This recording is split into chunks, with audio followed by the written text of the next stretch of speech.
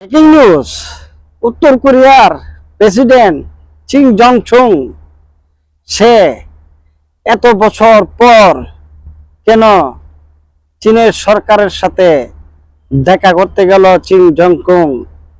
এবং যত রাষ্ট্রের প্রেসিডেন্টই কোনো রাষ্ট্র যখন সফরে যায় তারা পুরো পথে উড়ে যায়, আর কিম জং ছুং কেন রেলগাড়ি দিয়ে চলে চীন গেল বেঞ্জিনের সাথে সাক্ষাৎ করতে।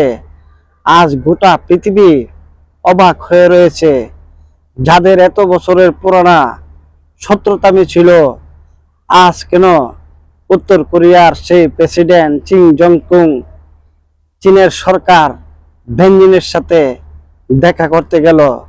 তাহলে কি পৃথিবীর ভাবমূর্তি তারা পাল্টিয়ে দেবে?